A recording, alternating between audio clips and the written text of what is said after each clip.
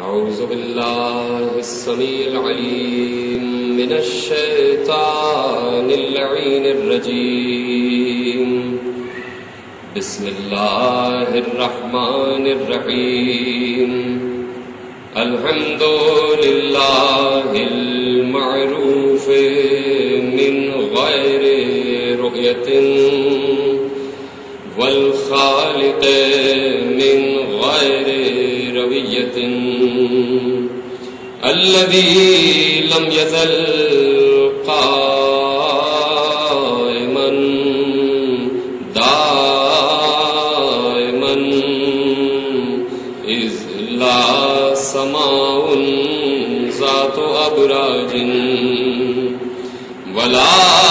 ليل داج ولا بحر ساج ولا أرض ذات مهاد ولا خلق ذو اعتماد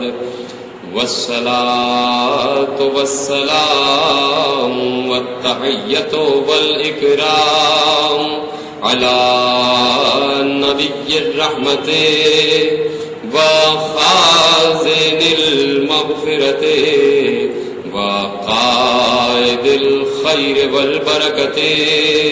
ومنقذ العباد من الهلكة سيدنا ومولانا أبي القاسم محمد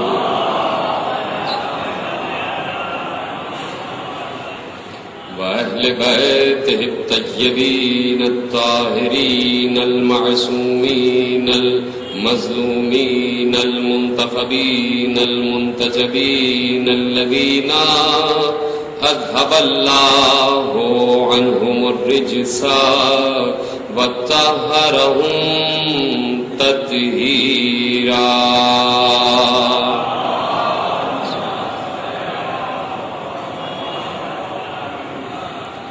أما بعد فقد قال الله سبحانه وتعالى في محكم كتابه المجيد وفرقانه الحميد وقوله الحق. بسم الله الرحمن الرحيم. يا أيها الذين آمنوا اذكروا الله ذكرا كثيرا. صلوات پڑھ دے محمد وآل محمد.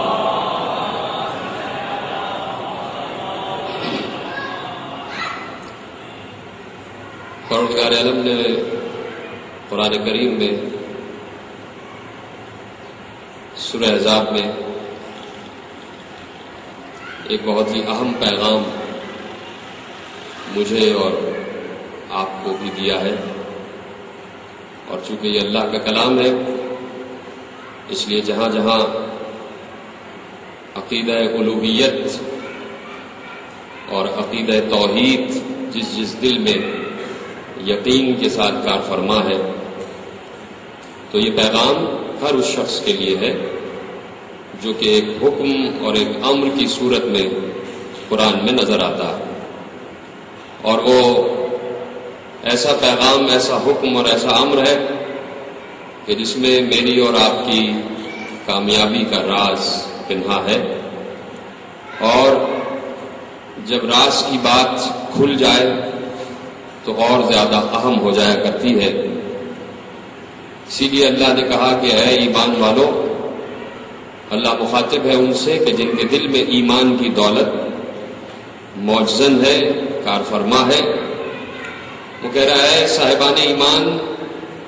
اللہ کا ذکر کرو کثرت کے ساتھ. یعنی یہ میں نے نہیں کہا، یہ کسی ولی کا قول نہیں ہے، یہ کسی امام نے نہیں کہا، یہ کسی نبی کی حدیث نہیں ہے، یہ اللہ کی آیت ہے. اللہ کہہ رہا ہے اے ایمان والو، اللہ کا ذکر کرو لیکن کثرت سے کرو. اب مجھے نہیں پتا کہ کس کی کتنی معرفت ہے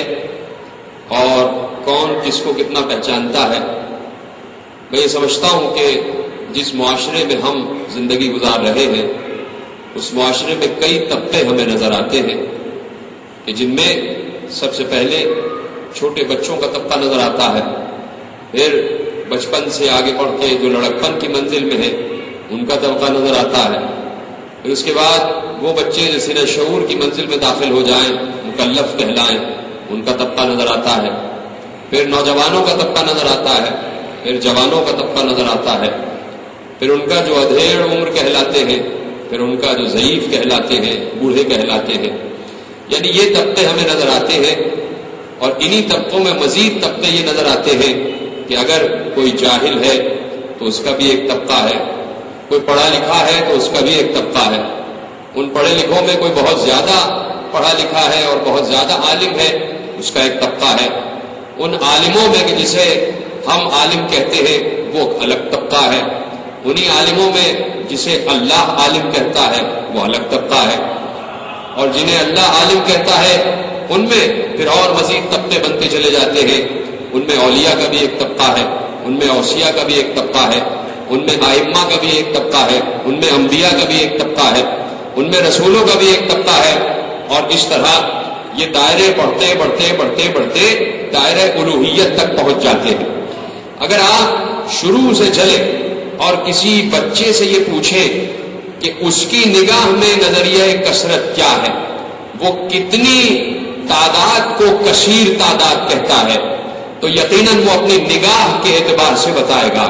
ہو سکتا ہے بچے کی نگاہ میں 10 افراد کا مجمع کثیر مجمع ہو، وہ کہے 10 افراد کہیں کھڑے تھے تو وہ کہے کہ ہاں بڑا کثیر مجمع تھا۔ اب اس سے آگے بڑھ جائیے، کسی نوجوان سے پوچھیں کہ اس کی نگاہ میں نظریہ کثرت کیا ہے، تو وہ شاید کہہ دے کہ ہاں 50 آدمی، 100 آدمی، 500 آدمی، تو وہ 500 آدمیوں کے مجمع کو کثیر مجمع کہے۔ اسی طرح آپ کسی بزرگ سے پوچھیں گے جو بہت زیادہ حیات گزارے ہوئے ہیں، بہت زیادہ بہاریں دیکھے ہوئے ہیں، اگر اس سے آپ پوچھیں گے اس کی نگاہ میں نظریہ کثرت کیا ہے، تو چونکہ اس نے بڑے بڑے مجمع دیکھے ہیں تو شاید وہ 10,000 کے مجمع کو کہے کہ ہاں بڑا کثیر مجمع تھا۔ اسی طرح جب آپ دائروں سے طبقوں سے آگے نکلتے چلے جائیں گے تو اگر آپ کسی ولی سے پوچھیں گے کہ اس کی نگاہ میں نظریہ کثرت کیا ہے تو اس کا نظریہ کثرت اور بڑھ جائے گا لیکن محدود ہوگا۔ اسی طرح کسی وسیع سے پوچھیں گے کہ تمہاری نگاہ میں نظریہ کثرت کیا ہے، اس کی نگاہ میں نظریہ کثرت اور بڑھ جائے گا لیکن محدود ہوگا۔ اسی طرح کسی امام سے پوچھیں گے کہ تمہاری نگاہ میں نظریہ کثرت کیا ہے، اس کی نگاہ کا نظریہ کثرت اور بڑھ جائے گا۔ اسی طرح کسی نبی سے پوچھیں گے کہ آپ کی نگاہ میں نظریہ کثرت کیا ہے،